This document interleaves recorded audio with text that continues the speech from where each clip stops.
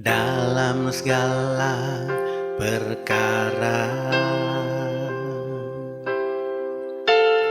Tuhan punya rencana yang lebih besar dari semua yang terpikirkan. Apapun yang kau perbuat, tak ada maksud jahat, sebab itu kulakukan semua denganmu Tuhan. Ku tak akan menyerah pada apapun juga, sebelum ku coba semua yang ku bisa, tapi ku berserah kepada kehendakmu. Hatiku percaya Tuhan punya rencana.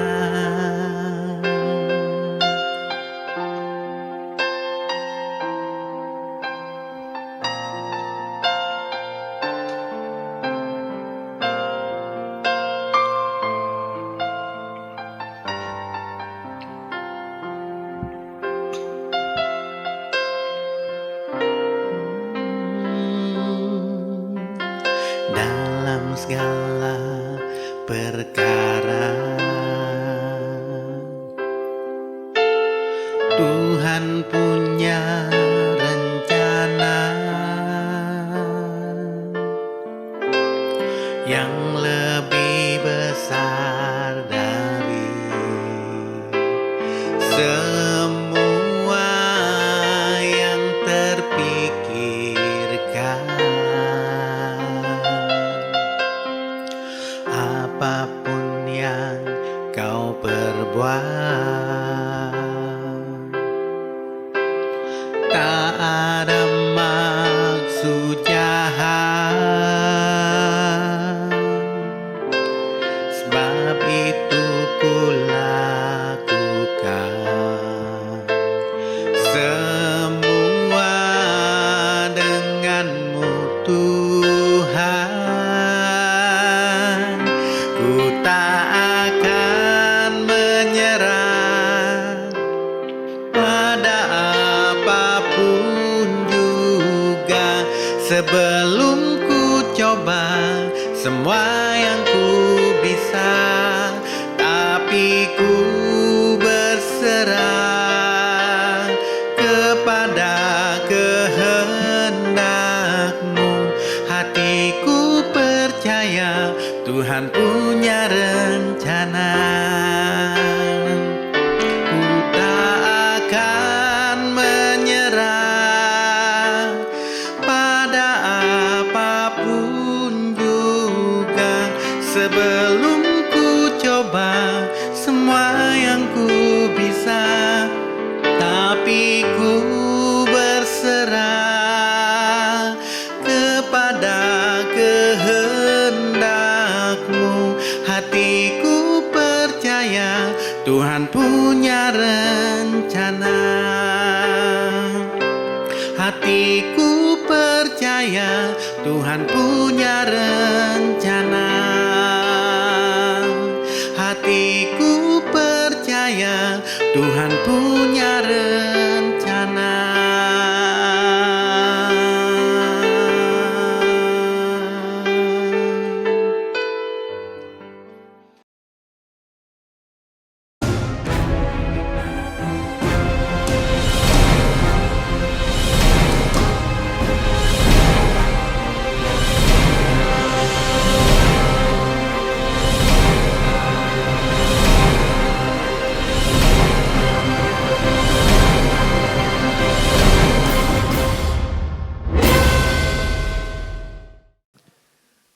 Terima kasih Tuhan untuk saat ini kami boleh bersama-sama kembali Tuhan. Saat ini juga kami mau bersuka cita Tuhan. Kami mau memuji menyembah Engkau Tuhan Yesus. Terima kasih untuk setiap kesempatan yang boleh kami terima Tuhan. Hanya dalam nama Tuhan Yesus Kristus. Haleluya. Amin. Shalom jemaat dimanapun Anda berada saat ini. Mari kita sama-sama bersuara. Kita memuji Dia, kita memberikan yang terbaik untuk Tuhan kita, Yesus Kristus.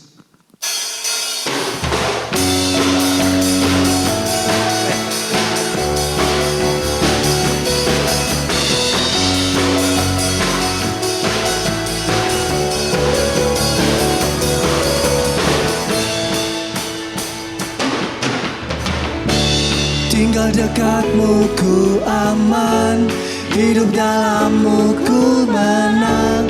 Hanya memegang hidupku di tanganmu. Kau meneguhkan langkahku. Ku berjalan di dalam kekuatanmu. Tuhan kau perisaiku.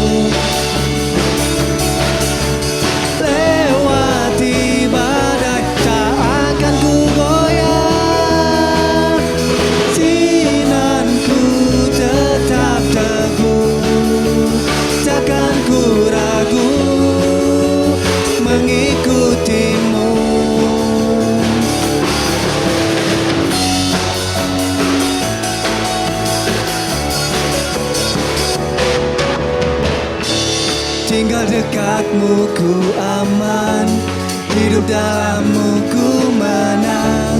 Kau yang memegang hidupku di tanganmu. Kau meneguhkan langkahku. Ku berjalan di dalam kekuatanmu. Tuhan kau perisaiku. Lewati badai tak akan ku goyah. Imanku tetap teguh, takkan ku ragu mengikutimu. Tuhan kau perisaiku.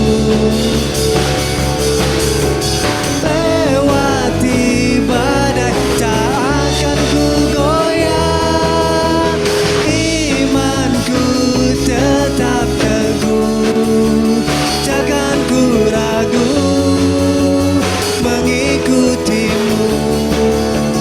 Takkan ku ragu mengikutimu. Takkan ku ragu mengikutimu.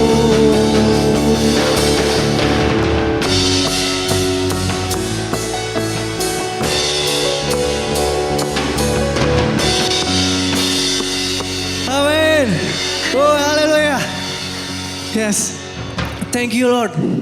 Kita mau lebih lagi menyembah Dia. Kita mau lebih lagi memuji Dia.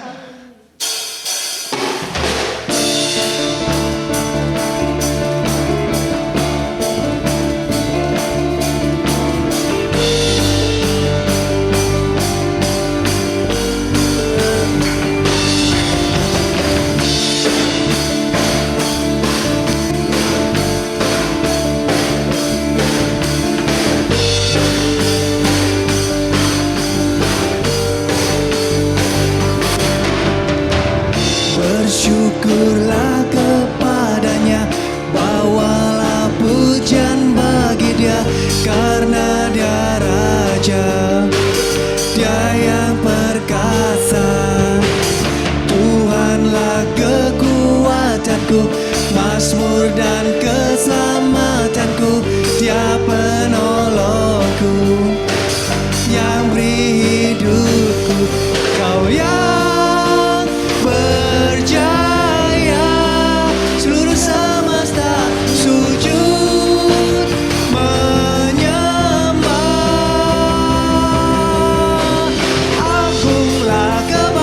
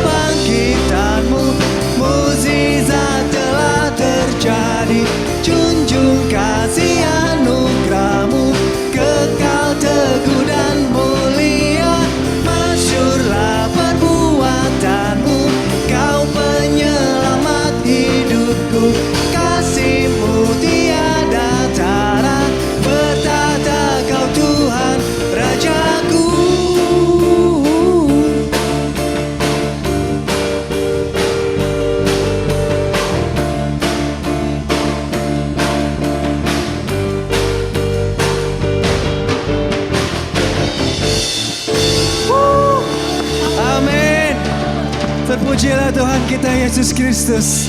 Tiada Allah lain yang sebesar Dia. Amin. Haleluya Tuhan. Saat ini juga kami merendahkan hati kami Tuhan. Kami rindu lebih lagi Tuhan. Kau boleh hadir setiap kami Tuhan Yesus. Terima kasih Roh Kudus. Terima kasih untuk kebaikan-Mu. Untuk setiap kami Tuhan. Kasih-Mu sungguh nyata atas setiap kami Tuhan Yesus. Haleluya.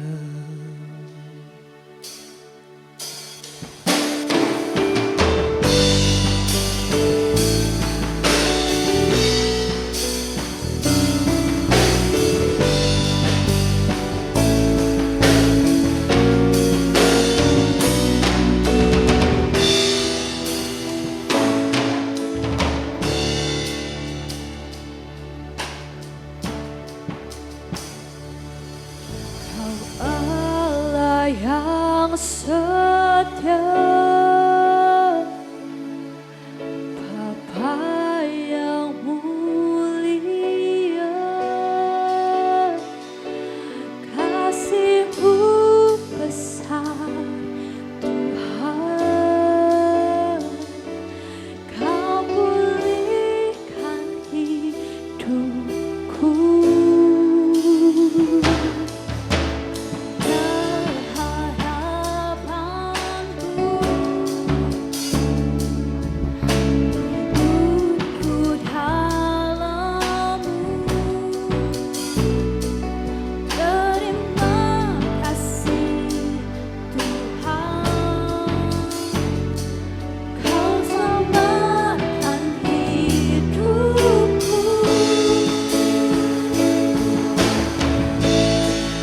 Dengan apa kan ku balas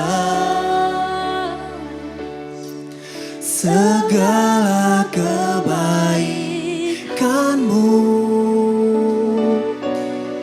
Segenap hatiku menyembah-Mu Yesus.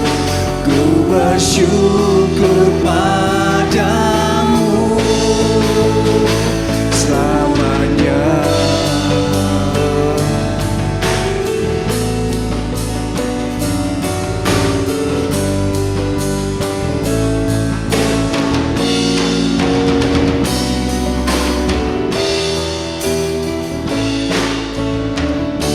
Allah yang setia, Bapa yang mulia, kasih-Mu besar Tuhan, Kau pulihkan hidupku.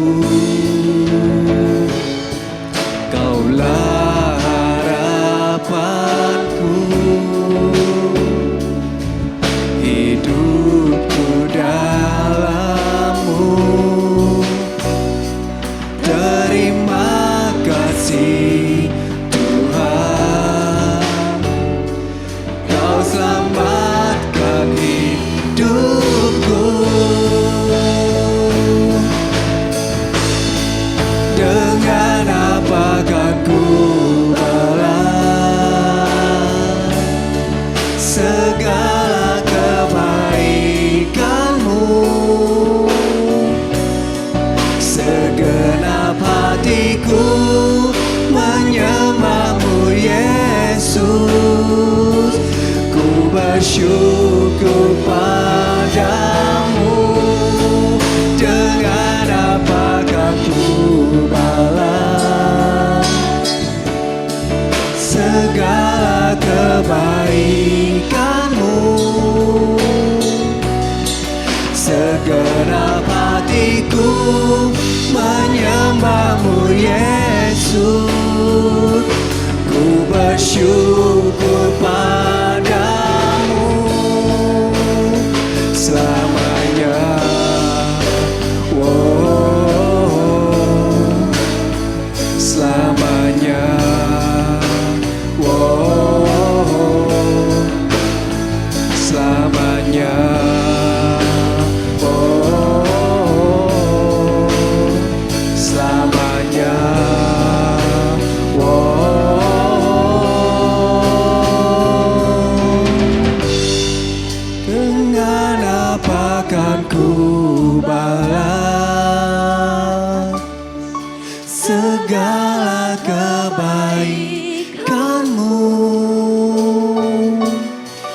Segenap hatiku menyembahmu Yesus. Ku bersyukur padamu. Dengan apa kan ku balas segala kebaikanmu. Amin. Segenap hatiku menyembahmu Yesus. Ku bersyukur selamanya, selamanya.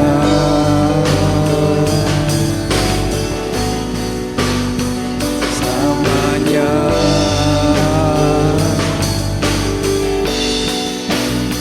Selamanya.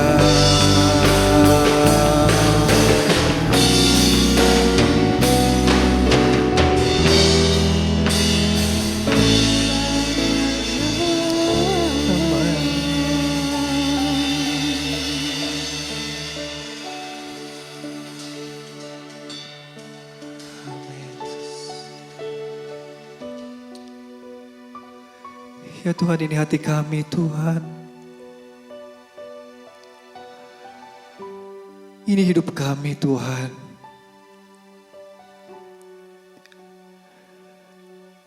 Kami mau terus bersyukur Tuhan. Buat setiap hal yang sudah Engkau kerjakan di dalam hidup setiap kami Tuhan Yesus. Kau sungguh-sungguh sangat baik Tuhan Yesus. Terima kasih Tuhan.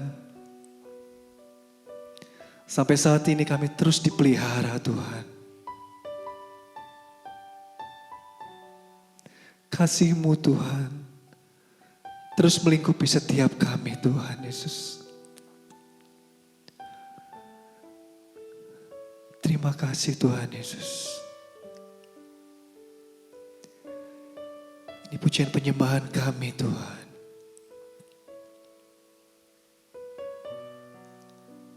Biar semuanya ini boleh menyukakan hati-Mu Tuhan Yesus. Terima kasih Roh Kudus.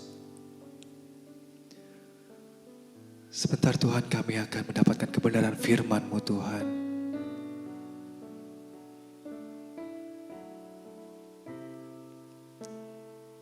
Kami mau Tuhan saat ini juga hati kami ditaburi dengan benih-benih kebenaran firman-Mu Tuhan. Biar hidup kami semakin benar di hadapan-Mu Bapa. Terima kasih Tuhan. Kami mau fokus Tuhan. Kami mau mendapatkan yang terbaik hanya daripada-Mu Tuhan Yesus. Mari Bapa Engkau urapi hamba-Mu yang akan menyampaikan kebenaran firman-Mu Tuhan. Biar apa yang disampaikan saat ini Tuhan boleh memberkati kami semua Tuhan. Dimanapun kami berada saat ini. Terima kasih Tuhan Yesus. Terima kasih Roh Kudus. Hanya di dalam nama Tuhan Yesus Kristus. Haleluya. Amin.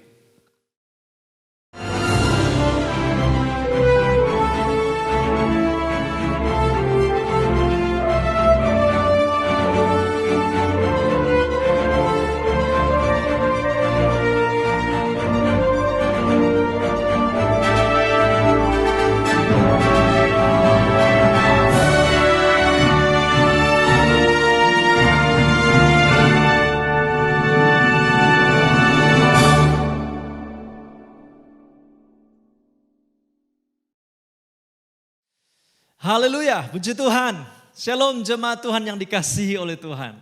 Syukur kepada Tuhan kita bisa diberi kesempatan sehingga bisa mengikuti ibadah MDC Kadipaten saat ini. Bapak Ibu saudara-saudariku yang terkasih dalam Tuhan kita Yesus Kristus. Baru-baru ini ada seseorang datang ke rumah untuk menceritakan tentang sulitnya usaha saat ini akibat pandemi. Saya menyadari betul memang dari kisahnya ada banyak persoalan yang dihadapi oleh jemaat bahkan orang di sekitar kita. Belum lagi persoalan kurangnya pegawai dan persoalan-persoalan kerjaan lainnya. Ya, pada kenyataannya setiap orang menghadapi kesulitan yang berbeda-beda dalam segala usaha, pekerjaan bahkan pelayanan dalam gereja. Namun demikian, tidak sedikit juga orang yang mungkin lebih parah menghadapi berbagai kesulitan. Namun dia tetap tidak berputus asa dan tidak pernah menyerah. Walaupun menghadapi keadaan yang sangat-sangat sulit dan terbatas. Misalnya saja, Thomas Alva Edison. Saya kira kita pernah diperkenalkan paling tidak di sekolah atau kita pernah membaca buku tentang figur ini. Dengan namanya karena Thomas Edison adalah seorang penemu. Dia menemukan beberapa di antaranya seperti bola lampu pijar. Piringan hitam yang merekam suara itu ditemukannya. Mikrofon. Serta film bioskop yang kita saksikan saat kita menonton film bioskop. Itu adalah hasil penemuan yang sangat powerful. Dan beragam dan banyak lagi penemuan-penemuan yang tidak bisa disebutkan di sini. Namun di balik kesuksesannya Bapak Ibu Saudara-saudariku, sebenarnya ada kisah tentang kegigihan dirinya yang tidak boleh kita lupakan di balik kesuksesannya. Yaitu untuk penemuan bola lampu pijarnya sehingga lampu bisa menerangi pada malam hari atau kapan saja kita perlukan. Seorang Thomas Alva Edison melakukan lebih dari 2000 eksperimen dan menghabiskan uang cukup banyak dalam kurun waktu 2 tahun tanpa hasil bola pijar. Tujuannya adalah bagaimana menemukan bahan yang bisa berpijar pada saat dialiri arus listrik namun tidak terbakar. Totalnya ada 6.000 bahan yang dicobanya sampai ia menemukan kawat filamen untuk lampu pijarnya. Usaha tanpa berputus asa tersebut membuahkan hasil.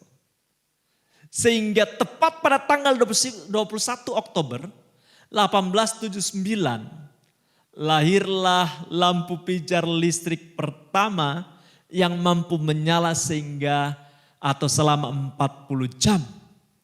Itu pertemuan powerful dan baru pertama kali selama itu. Dan dapat memberi cahaya bagi kehidupan manusia bahkan sampai saat ini dengan beragam inovasi tentunya. Nah Bapak Ibu Saudara-saudariku yang terkasih dalam Tuhan Yesus Kristus. Dalam kesuksesannya menemukan bola lampu pijar. Thomas Alva Edison sempat memprotes sebuah surat kabar yang memuat judul berita utama demikian Bapak. Ibu saudara-saudariku.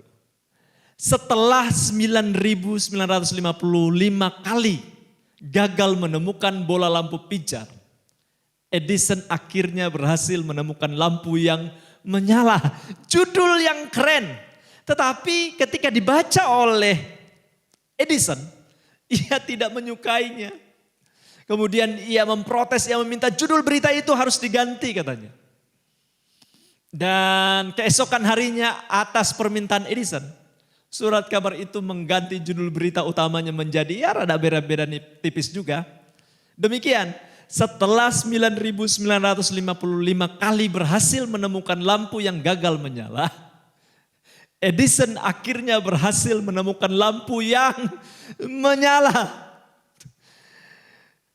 Beda tipis dengan yang judul pertama, tetapi ada perubahan yang signifikan di sana, yaitu mengutamakan kepada mencapai tujuan, banyak kegagalan, tetapi ketika berhasil itu kegagalan ditutupi oleh keberhasilan. Dalam hal ini prinsip, kegagalannya tidak membuatnya berputus asa. Karena sebenarnya itulah tangga naik atau keberhasilan yang tertunda untuk mencapai keberhasilan. Prinsip tidak mudah berputus asa ini juga ditunjukkan oleh para murid setelah kebangkitan Kristus. Seperti yang dikisahkan di dalam Yohanes pasal 21 ayat 1 sampai 11. Mari kita baca bersama-sama ayat ini. Dikisahkan di sana, Kemudian Yesus menampakkan diri lagi kepada murid-muridnya di pantai Danau Tiberias. Dan ia menampakkan diri sebagai berikut. Di pantai itu berkumpul Simon Petrus, Thomas yang disebut Didimus, Nathanael dari Kana yang di Galilea, anak-anak Zebedeus dan 2 orang muridnya yang lain. Kata Simon Petrus kepada mereka, "Aku pergi menangkap ikan." Kata mereka kepadanya, "Kami pergi juga dengan engkau." Mereka berangkat lalu naik ke perahu. Tetapi malam itu mereka tidak menangkap apa-apa. Ketika hari mulai siang, Yesus berdiri di pantai, akan tetapi murid-murid itu tidak tahu bahwa itu adalah Yesus. Kata Yesus kepada mereka, "Hai anak-anak, adakah kamu mempunyai lauk pauk?" Jawab mereka, "Tidak ada." Maka kata Yesus kepada mereka, "Tebarkanlah jalamu di sebelah kanan perahu, maka akan kamu peroleh." Lalu mereka menebarkannya dan mereka tidak dapat menariknya lagi karena banyaknya ikan. Ayat yang ke-7. Maka murid yang dikasihi Yesus itu berkata kepada Petrus, "Itu Tuhan." Ketika Petrus mendengar bahwa itu adalah Tuhan, maka ia mengenakan pakaiannya. Sebab ia tidak berpakaian lalu terjun ke dalam danau. Murid-murid yang lain datang dengan perahu karena mereka tidak jauh dari darat. Hanya kira-kira 200 hasta saja dan mereka menghela jala yang penuh ikan itu. Ketika mereka tiba di darat, mereka melihat api arang dan di atasnya ikan dan roti. Kata Yesus kepada mereka, "Bawalah beberapa ikan yang baru kamu tangkap itu." Simon Petrus naik ke perahu lalu menghela jala itu ke darat. Penuh ikan-ikan besar. 153 ekor banyaknya. Dan sungguh pun sebanyak itu, jala itu tidak koyak. Nah, ayat-ayat Alkitab yang barusan kita baca tadi merupakan peristiwa yang terjadi di pinggir Danau Galilea setelah kebangkitan Yesus Kristus. Sebelumnya Bapak Ibu Saudara-saudari, dalam Matius pasal 28 ayat 10, Yesus telah menyuruh mereka pergi ke Galilea untuk menjumpainya di sana. Dalam penantian mereka di Galilea, nampak mereka tidak mau bermalas-malasan rupanya dan menghabiskan waktu percuma. Untuk itu, Petrus mengajak murid yang lain untuk bekerja menangkap ikan. Jelasnya pada ayat yang ketiga dikatakan di sana, kata Simon Petrus kepada mereka, "Aku pergi menangkap ikan." Kata mereka kepadanya, "Kami pergi juga dengan engkau." Mereka berangkat lalu naik ke perahu, tetapi malam itu mereka tidak menangkap apa-apa. Ayat ini mengindikasikan bahwa sebenarnya mereka tidak dilarang untuk bekerja. Mereka bekerja menangkap ikan bukan karena mereka coba lari juga dari pelayanan. Atau juga tidak sekedar mengisi waktu karena memang belum jumpa dengan Yesus sesuai dengan janjinya. Melainkan apa? Memang sungguh bekerja karena pada kenyataannya mereka tidak dilarang untuk bekerja. Jadi bekerja itu bukanlah sampingan sambil menantikan Yesus untuk jumpa dengan mereka. Yang memang mereka tujuannya untuk bekerja, tetapi bukan pelarian dari pelayanan. Pekerjaan itu adalah mereka anggap sesuatu yang mulia. Kenapa? Karena ketika mereka bekerja, Yesus menampakkan diri kepada mereka. Dan bahkan menolong mereka ketika mereka sedang dalam kesulitan.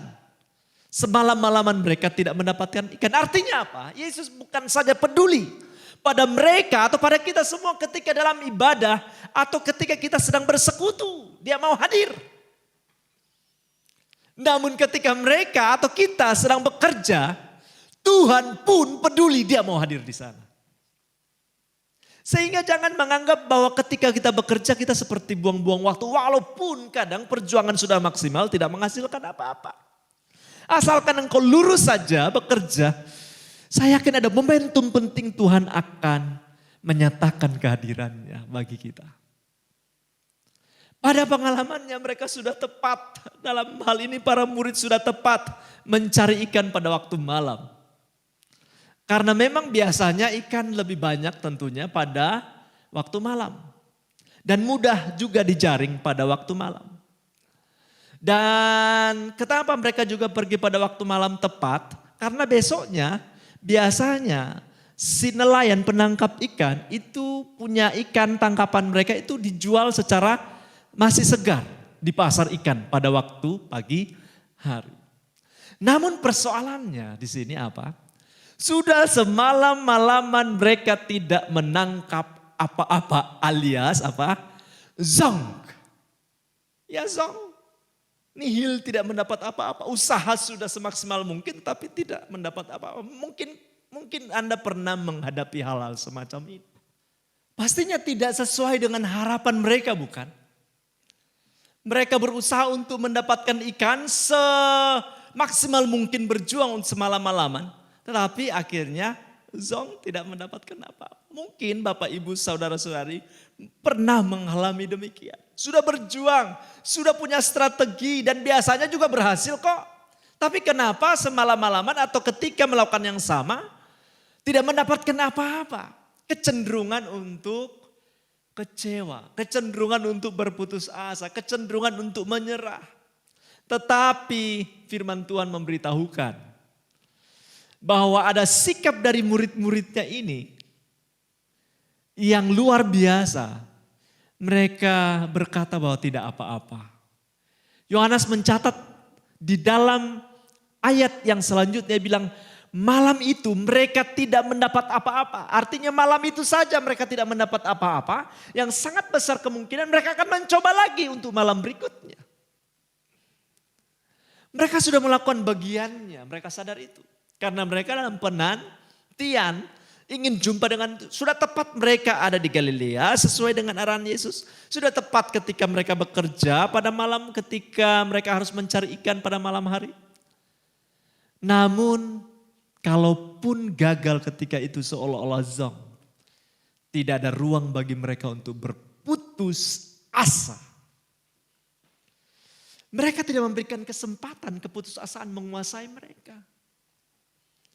Karena mungkin besok malam lagi mereka akan mencari ikan lagi sampai kemudian dapat. Namun tidak harus tunggu sampai nanti malam.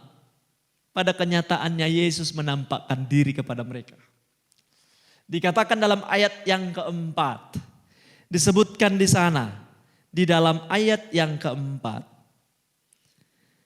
Ketika hari mulai siang, Yesus berdiri di pantai. Ketika mulai siang artinya sudah kelihatan terang. Yesus berdiri di pantai akan tetapi murid-murid itu tidak tahu bahwa itu adalah Yesus. Ya, dalam situasi pandemi seperti ini, seberapa banyak di antara jemaat yang sedang bekerja dan mulai hampir putus asa. Padahal semua energi sudah dikeluarkan, semua jurus strategi usaha sudah dilakoni. Tetapi hasilnya masih zong. Mungkin tekor bahkan. Dan tanpa disadari Yesus ada di sana. Sudah hadir di sana untuk memberikan peluang-peluang atau membuka jalan. Dan Anda tidak menyadarinya. Sama seperti yang dialami oleh para murid. Mereka tidak menyadari bahwa itu Tuhan yang sedang berkomunikasi dengan mereka. Ini kecenderungan orang yang kalau sudah berusaha, bekerja, tidak memberi ruang untuk memperlambat tempo untuk menyadari kehadiran Allah. Itu sebabnya bersyukur di dalam gereja kita ada ibadah harian. Itu dilakukan di pagi hari, siang hari, dan malam hari. Itu tools atau alat, sarana sebenarnya untuk memanggil kita dalam kesibukan Anda. Sadari kehadiran Tuhan. Karena jangan-jangan karena terlalu fokus kepada usaha, terlalu berkonsentrasi kepada usaha, Akhirnya lupa bahwa Tuhan sedang bersama Anda. Tuhan sedang menanti bahwa Anda sadar Dia ada untuk Anda. Saya mau pastikan Tuhan janjinya setia. Dia bilang aku akan menyertai engkau. Bahkan sampai kesudahan zaman dalam ketika melakukan misi. Karena pekerjaan itu bagian misi pelayanan. Dan dia tetap mengerjakan itu sampai saat ini. Sadari kehadirannya, amin. Tenang, jangan berputus asa. Ketika engkau menghadapi masa-masa di mana dialami juga seperti apa yang dialami oleh para murid. Sudah bekerja, berjuang, semalam-malam tidak mendapatkan ikan yang mereka cari. Paling tidak ada 3 alasan. Mengapa kita tidak perlu berputus asa dalam bekerja atau berusaha belajar dari ayat-ayat yang barusan kita baca tadi. Yang pertama, kita tidak perlu berputus asa sebenarnya.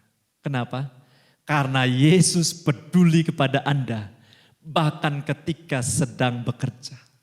Artinya dia bukan saja peduli ketika Anda sedang beribadah, bersekutu, berdoa, baca Alkitab. Dia hadir di sana, bukan hanya itu saja. Dia peduli kepada Anda dan saya.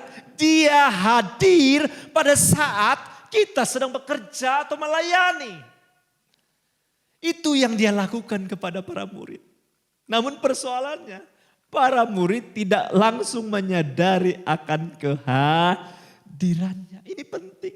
Itu sebabnya kita perlu menyadari kehadirannya.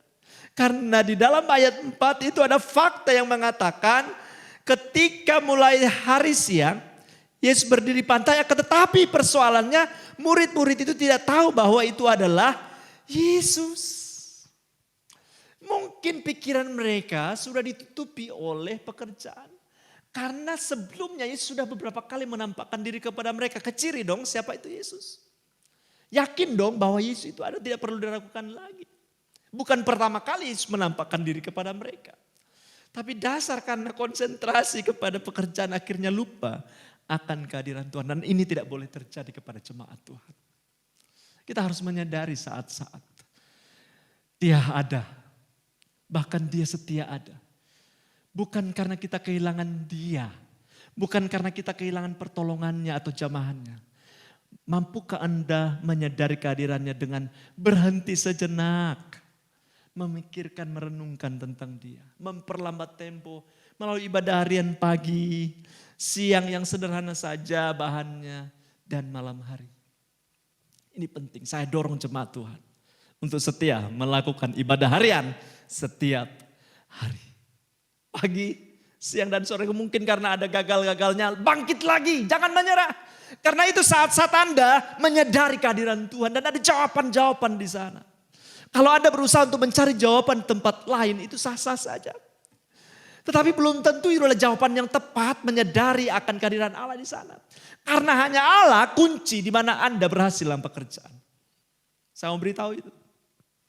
Karena ada begitu banyak orang berusaha, mungkin Anda ingin mendapat keberhasilan seperti orang lain, tapi ujungnya maut. Ada begitu banyak orang bunuh diri karena keberhasilan yang tanpa Allah di sana. Perlu kita menyadari kehadiran Allah. Karena kepuasan sejati bukan karena harta atau hasil sebenarnya yang kita bisa capai. Tapi kepuasan, kebahagiaan yang sejati adalah kehadiran Allah di dalam dirimu. Ada nilai-nilai Allah yang tetap tertanam, yang kita tetap lakukan dengan setia setiap saat. Ini penting. Yang kedua, selain kita tidak perlu berputus asa karena sebenarnya Tuhan bersedia menolong kita, melakukan mujizat ketika kita sedang bekerja. Yang kedua, Tuhan selalu bersedia memberkati kita dengan keberhasilan. Bukan saja Dia hadir, tapi Dia mau memberkati kita dengan keberhasilan. Tuhan Yesus tidak hanya berdiri di tepi pantai. Itu informasi Alkitab yang barusan kita baca tadi. Namun Dia berfirman pada ayat yang ke-6 disebutkan di sana. Pada ayat yang ke-6 Bapak Ibu Saudara-saudariku. Khususnya bagian A. Maka kata Yesus kepada mereka, tebarkanlah jalamu di sebelah kanan perahu. Maka akan kamu peroleh. Dalam benak para murid mungkin secara singkat terlintas pikiran set gitu. Set. Mungkin dalam waktu yang singkat itu banyak berkecamuk pikiran. Mungkin salah satu yang terlintas adalah, hei bukankah semalam-malaman kami juga menebar jala di kanan juga. Dan di tempat yang sama kami sudah berulang-ulang tebarkan jala di sebelah kanan. Sekarang ada apa? Harus menebarkan jala lagi di sebelah kanan. Siapa orang ini sehingga berdiri saja di pantai dan menyuruh kami untuk menebarkan jala di sebelah kanan. Kadang kita gak suka disuruh. Ya, baru-baru ini ada orang yang protes untuk disuruh-suruh. Tetapi saya mau beritahu, kadang itu bisa jadi jalan keluar untuk pelayanan kita mengalami mujizat. Apalagi yang menyuruh adalah otoritas di atas Anda. Dan bukan terkesan menyuruh sebenarnya, memberi contoh dan memang dorong untuk melayani sebaik mungkin. Karena dengan begitu Anda akan diberkati. Dan kalau kita melakukan itu pun sebenarnya bukan untuk saya atau yang menyuruh. Tetapi karena Tuhan ingin engkau taat di dalam segala kesibukanmu untuk mengutamakan Dia dalam pelayanan. Karena dengan begitu, apalagi tidak bersungut-sungut melakukannya, maka engkau akan diberkati oleh Tuhan. Dan tidak ada paksaan di dalam hal-hal itu. Misalnya contoh Maria dan Marta. Dua-dua sibuk. Tetapi kesibukan yang satu itulah kesibukan di dapur. Untuk pekerjaan, kesibukan satu untuk dekat dengan Tuhan. Dua-dua penting. Dua-dua bermakna juga. Tetapi masalahnya Marta protes. Ketika protes, Tuhan tegur. Marta, Maria telah mendapatkan tempat yang tepat. Seolah-olah berkata, mengapa engkau protes? Pekerjaan itu pun penting. Engkau lakukan. Asal gak bersungut-sungut saja, pasti berkah. Amin. Nah ini yang dilakukan oleh murid-muridnya. Ketika mereka berpikir demikian, hanya sebentar saja tetapi mereka tidak memberikan tempat untuk mencoba, untuk tidak mencoba lagi. Mereka mencoba lagi. Apalagi pada waktu siang, pasti logikanya gak mungkin dapat ikan, tetapi mereka melakukannya. Bukan ketika mereka telah mengenal Yesus loh, tetapi bahwa itu Yesus. Tetapi karena ada suara yang mengatakan begitu, kenapa tidak kita mencoba lagi? Mungkin terjadi pertengkaran sebentar, kita sudah menebarkan jala di situ, kenapa kita melakukannya lagi? Bodoh amat. Apakah orang itu menganggap kita bodoh? Kami gak bodoh-bodoh amat. Tapi saya mau beritahu. Ada saatnya nasihat memperingatkan kita itu penting. Bahkan coba mengulang lagi apa salahnya. Toh gak melanggar firman. Itu penting dilakukan. Tampak jelas di dalam ayat itu. Mereka tidak berputus asa untuk mencoba lagi. Walau belum mengenal siapa yang menyuruhnya. Mereka apalagi yang menyuruh itu otoritas tertinggi. Otoritas yang tinggi. Otoritas hamba dalam pelayanan memberi contoh.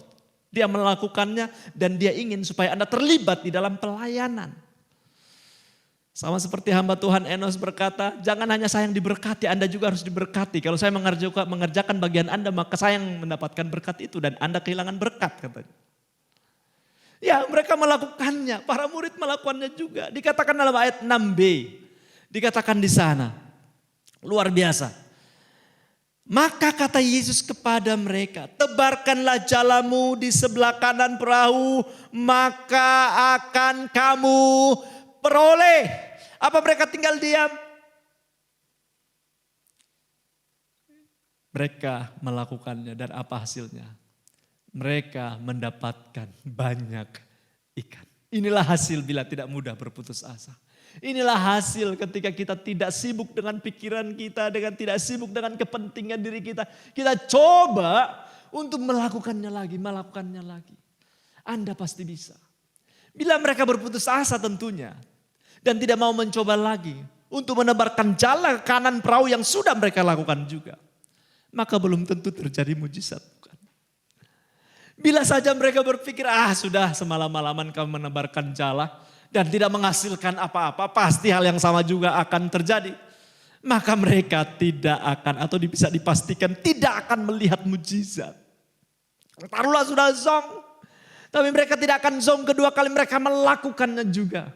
Dan terjadilah mujizat. Mereka tidak berputus asa, hasilnya apa? Mereka mendapatkan banyak ikan, sampai mereka tidak bisa menarik jala yang penuh ikan. Saya mau beritahu saat ini kegagalan para murid tidak mendapatkan hasil sepanjang malam. Merupakan keberhasilan yang tertunda. Jangan simpulkan bahwa itu kegagalan yang kemudian stop di situ tanpa berhasil. Itu yang dilakukan oleh Thomas Alva Edison. Mungkin Anda belumlah lebih daripada 2000 masa mencoba lagi. Thomas Alva Edison mencoba lagi. Ada gairah, ada semangat untuk mencapai tujuannya. Mendapatkan kawat yang dialirkan listrik namun tidak rusak. Namun tidak terbakar. Ini yang dilakukan oleh para murid. Mereka tidak menyerah untuk mencoba lagi menebarkan jala di sebelah kanan perahu. Walaupun semalam-malaman mereka telah melakukannya. Kita pun seharusnya demikian. Bila ingin sukses jangan pernah menyerah. Jangan ada ruang untuk berputus asa atau menyerah. Bahkan ketika dalam kegagalan, kau harus berkata dalam hati, kegagalan inilah tangga naik untuk menuju keberhasilan. Kegagalan inilah bagian dari keberhasilan. Tetap berjuang dan jangan berputus asa. Siapa yang tidak kenal dengan Abraham Lincoln? Abraham Lincoln, dia adalah presiden Amerika Serikat yang sangat terkenal. Yang antara lain dia berhasil menjaga keutuhan Amerika Serikat. Ketika negara tersebut melewati perang saudara yang sangat menyayat hati pada tahun 1861 sampai 1865. Namun sebelum mencapai keberhasilan tersebut, sesungguhnya yang bersangkutan telah melewati rangkaian kegagalan secara berturut-turut. Hampir setiap tahun kegagalan-kegagalan tersebut diantaranya Bapak Ibu mengalami kegagalan di dalam pekerjaannya di usia 21 tahun. Seorang muda ini potensial untuk tidak mencoba lagi. Namun dia mencoba lagi. Kemudian dikalahkan dalam pemilihan anggota DPR pada usia 22 tahun. Kemudian yang ketiga mengalami kegagalan kembali di dalam pekerjaannya di usia 24 tahun. Hampir tiap tahun. Kekasihnya meninggal dunia ketika ia berusia 26 tahun. Pasti sungguh menyayat hati. Dan mencoba berhenti, tidak mencoba lagi. Namun dia mencoba lagi. Ketika mencoba dia mengalami depresi di usia 27 tahun. Dikalahkan dalam pemilihan kongres pada usia 34 tahun. Kemudian kembali mengalami kekalahan dalam pemilihan kongres pada usia yang ke-36 tahun lagi. Ya Bapak Ibu. Mengalami kekalahan juga yang berikutnya dalam pemilihan senator di usia berapa? 45 tahun. Musim yang saya kira tidak mudah. Ketika dia mencoba lagi, dia mengalami kekalahan lagi. Dalam upaya untuk menjadi wakil presiden pada usia 47 tahun. Dia coba lagi. Kemudian mengalami kekalahan lagi.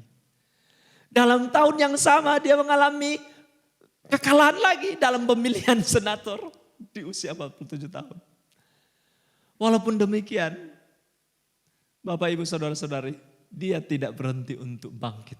Itu yang saya juga kagumi dari Abraham Lincoln. Dan tidak mudah berputus asa sehingga akhirnya dia terpilih. Pada akhirnya rupanya usahanya tidak sia-sia. Walaupun dibumbui dengan banyak peristiwa gagal.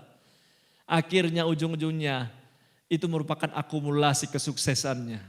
Penilaian orang bahwa dia tidak pernah menyerah. Dia punya tata nilai perjuangannya tinggi.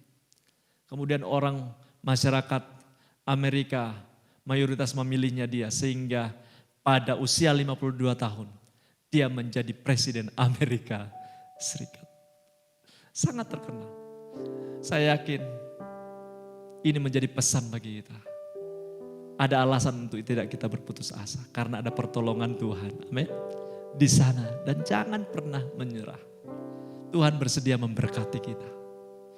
Yang ketiga.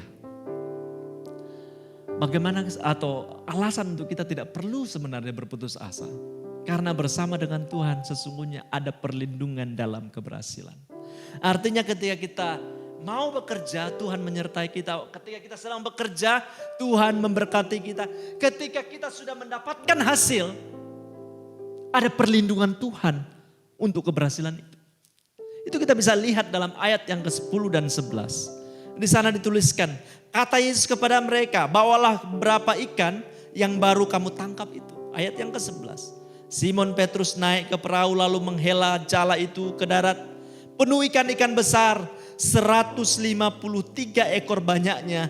Dan sungguh pun sebanyak itu, catat baik-baik dan perhatikan baik-baik. Jala itu tidak koyak. Adapun keberhasilan yang kita capai, Tuhan melindunginya sehingga tidak ada satupun yang bolong seperti menjala angin. Saya yakin kita mau seperti itu. Ketika kita mendapatkan berkat, ada perlindungan untuk berkat itu. Tidak mudah disolong, tidak mudah untuk menguap lagi. Di tempat saya, tempat kelahiran saya Rata itu tambang emas. Ada istilah ketika mendapatkan emas yang banyak tetapi dalam waktu 2-3 hari pun uang habis. Orang kaget dengan uang banyak dan tidak tahu mau buat apa, akhirnya belanja seenaknya. Akhirnya uang itu disebut dengan uang panas. Kenapa? Karena banyak dapat, tapi banyak juga keluar dalam 2-3 hari karena berpikir besok akan dapat lagi. Tidak berusaha untuk memanage lagi. Tapi saya beritahu di dalam Tuhan tidak seperti itu. Biasanya Tuhan akan pagari berkat-berkatnya. Amin. Sama seperti Tuhan membagari Ayub. Sekalipun penuh pencobaan, pada akhirnya Tuhan juga memulihkan hidupnya. Karena Tuhanlah yang melindungi berkat yang dia dapat. Tuhan akan mampukan engkau ketika engkau mendapatkan modal sekecil-kecilnya pun untuk memberkati engkau mendapatkan keberhasilan yang akhirnya memuliakan Tuhan. Jala mereka tidak koyak. Inilah mujizat kedua setelah mendapatkan ikan yang banyak. Jala yang menyimpan hasil tangkapan mereka tidak koyak. Wow, luar biasa. Allah sanggup memberi perlindungan atas hasil yang kita dapatkan di dalam ketaatan kepada firman-Nya. Berkat yang didapatkan dalam Tuhan terlindungi selalu. Amin. Tidak ada kecurian, tidak ada kebobolan. Tidak ada istilah usaha menjaring angin bagi orang yang taat kepada firman-Nya. Walaupun memang di dalam perjalanan disertai dengan banyak sekali, bisa saja Tuhan izinkan hal-hal buruk terjadi. Tetapi sesungguhnya itu adalah latihan iman Anda untuk tetap taat kepada Tuhan. Melampaui dari uang yang Anda dapat. Melampaui dari keberhasilan yang Anda dapat. Ya, dalam kasus tertentu kan bisa saja ada jemaat yang mengalami kerugian di luar kendalinya. Namun dalam Tuhan saya beritahu, itu sebagai latihan iman dan ketaatan dalam mengiring Tuhan. Anda belum merasa mungkin sama seperti Ayub. Ada ketika Tuhan melindungi berkatnya, ada saatnya Tuhan izinkan masa-masa ujian. Apakah engkau bergantung kepada hasil itu atau kepada Tuhan sebagai sumber hasil itu? Saya beritahu, pandang Tuhan dialah sumber yang utama. Sehingga kehilangan berkat pun engkau tidak kehilangan apa-apa. Karena engkau masih punya sumber yaitu Tuhan. Dia yang harus diandalkan setiap hari, amin. Pada kenyataannya ikan hasil tangkapan bisa habis dalam sehari. Namun ketaatan kepada firman Tuhan itu merupakan simpanan kita di sorga. Kalau engkau gigih bekerja, kalau engkau tidak mudah berputus asa. Ketika seolah gagal dalam usaha, pesan firman Tuhan saat ini. Jangan berputus asa, kita perlu move on saat-saat engkau mengalami kegagalan. Milikilah sikap gigih tanpa mudah berputus asa walaupun seolah Anda berada dalam lembah kekelaman. Tuhan mampu mengubah air mata menjadi mata air. Ia sanggup menolong kita, amin. Padang gurun yang kering kerontang pun Dia akan sanggup membuat mata air di sana kalau Tuhan mau. Kegigihan ini dapat kita contoh juga dalam Thomas Alva Edison. Yang tampak dalam reaksinya ketika 10 bangunan pabrik, Bapak Ibu. Dan laboratoriumnya yang dia bangun dari awal di Menlo Park, New Jersey, Amerika Serikat, terbakar di tahun 1914. Sebagai seorang penemu laboratorium itu pasti punya nilai sejarah dan ingin dipertahankan, namun sekarang ludes. Karena ini menghasilkan banyak penemuan yang dipatenkan melalui laboratorium itu. Kini terbakar habis. Anda tahu apa reaksi dari Edison? Ketika kebakaran itu terjadi, Edison dengan tenang melihat dan berkata kepada Charles putranya. Dia bilang, jemput ibumu dan teman-temannya. Mereka tidak akan pernah melihat katanya. Api yang sebesar ini dengan senyum dan berkata begitu. Mungkin bagi orang lain ini bisa saja sudah stres. Tetapi wartawan The New York Times mencatat bahwa kemudian Edison berkata, walaupun sekarang saya sudah berusia 67 tahun katanya. Namun esok saya akan memulai kembali laboratorium ini dari awal. Tidak mudah menyerah. Dan sesuai dengan apa yang dikatakan, esok harinya ia membangun kembali pabrik dan laboratoriumnya. Wow, luar biasa kegiatan ini yang harus ada di tengah jemaat. Kegiatan ini yang memungkinkan seorang Thomas Alva Edison untuk tidak merasa tertekan atau berhenti dalam berjuang. Kegiatan yang mengakibatkan dia menghasilkan berbagai hal yang bermanfaat. Kegiatan seperti itu pula lah yang diperlukan oleh setiap orang Kristen saat menghadapi kesulitan saat ini. Badai kiri kanan menghadang, namun engkau harus move on. Karena Tuhan ada di pihakmu, menyertai dan hadir asal saja engkau sadar akan kehadiran.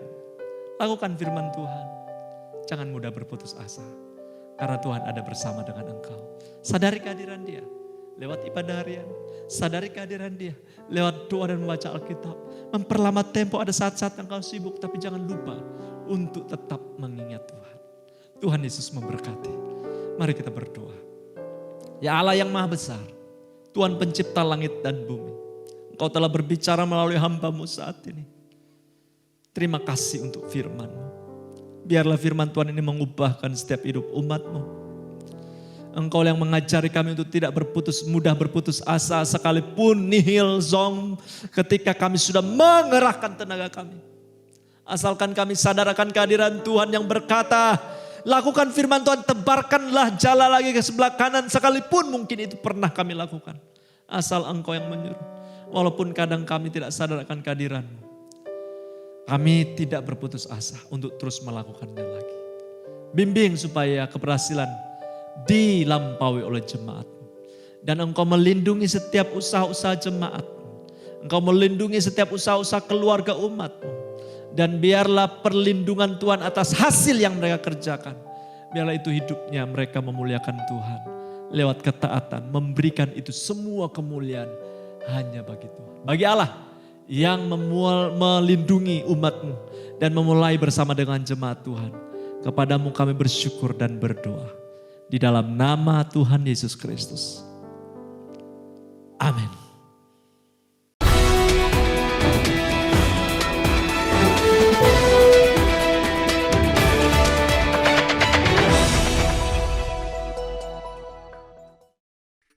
Anda baru saja mendengar firman Tuhan tentang Don't Be Discouraged atau jangan berputus asa yang disampaikan oleh Pastor Roy Ketumbelaka, Master Teologia.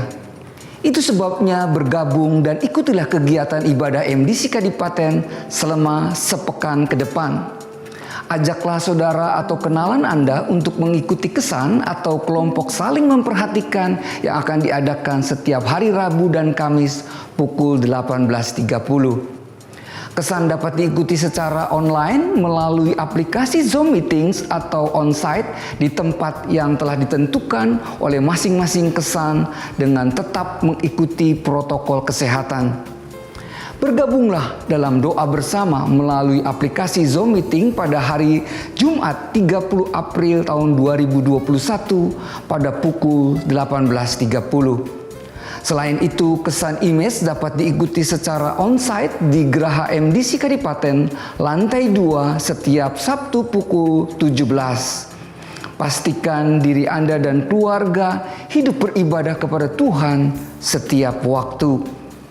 Doakan dan ikutilah ibadah MDC Kadipaten yang akan diadakan secara onsite yang disertai dengan perjamuan kudus pada Minggu 2 Mei tahun 2021 pada pukul 8 waktu Indonesia bagian Barat.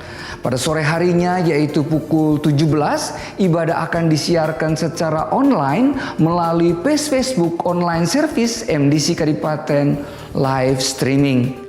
Dan pada jam yang sama yaitu pukul 17 waktu Indonesia bagian Barat akan diadakan ibadah anak melalui Zoom Meetings. Jadilah saluran berkat dengan membagikan link dari setiap ibadah online kepada anggota keluarga atau orang yang Anda kasihi, agar mereka pun mengalami berkat seperti yang Anda alami. Persembahan-persembahan dalam ibadah dapat Anda sampaikan dengan mentransfernya ke nomor rekening seperti yang tertera dalam slide, atau melalui pengumpulan dengan membawanya ke Geraha MDC Kadipaten pada hari Selasa antara pukul 8 sampai pukul 18. Berilah persembahan yang terbaik dan dengan sukacita. Sekian pengumuman yang dapat kami sampaikan. Kiranya Tuhan Yesus memberkati.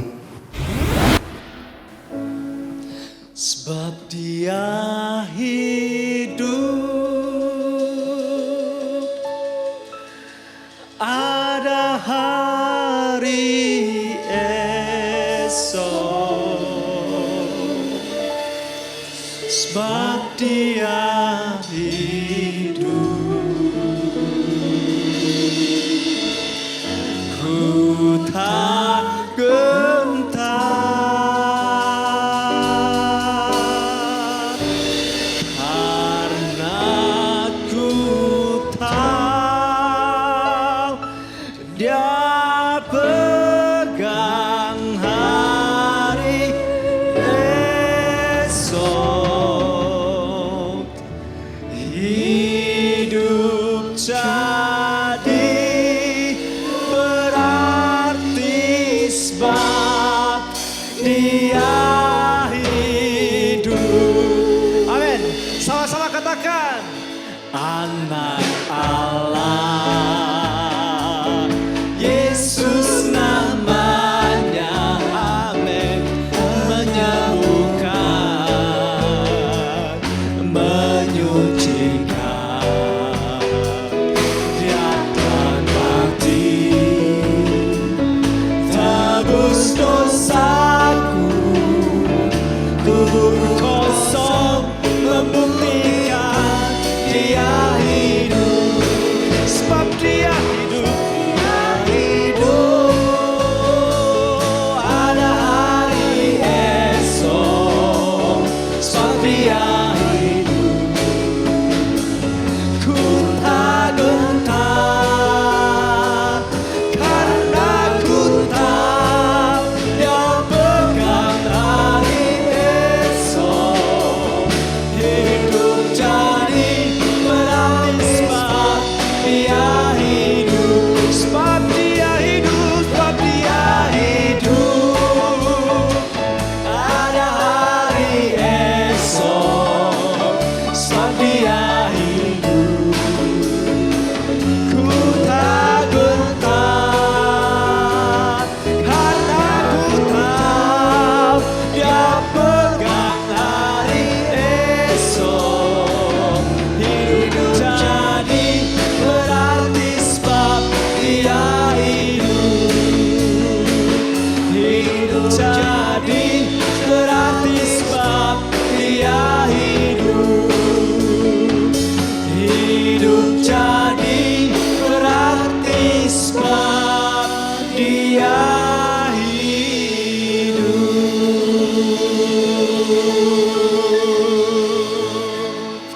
Ya amin Tuhan, karena Engkau hidup, bangkit dari kematian, pengharapan kami tidak sia-sia. Di dalam Kristus kami tidak harus berputus asa, karena kebangkitan-Mu membuktikan Engkau hidup.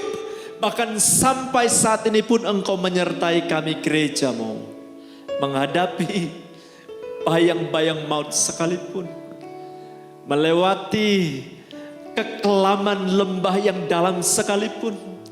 Gadamu dan tongkat-Mu selalu menghibur kami. Terima kasih untuk padang rumput yang hijau Engkau janjikan.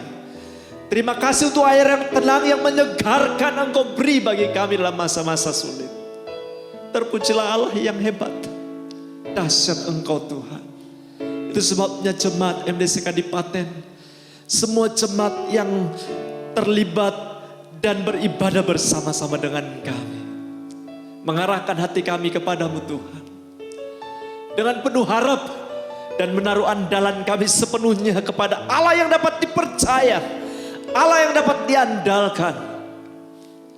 Dan sambil berdoa, kiranya berkat dari Allah Bapa, cinta kasih dari Tuhan Yesus Kristus, persekutuan, pertolongan, penghiburan dari Roh Kudus, kiranya menyertai kami, memenuhi setiap saat hidup kami dengan sejahtera ilahi, dengan kedamaian dalam masa-masa tidak mudah. Dan Roh Kudus, Allah Bapa, Anak dan Roh Kudus menyertai kami mulai saat ini sampai Maranatha Tuhan datang kembali. Kita terima berkat Tuhan ini, penuh ucapan syukur sama-sama dengan saya katakan amin. Amin.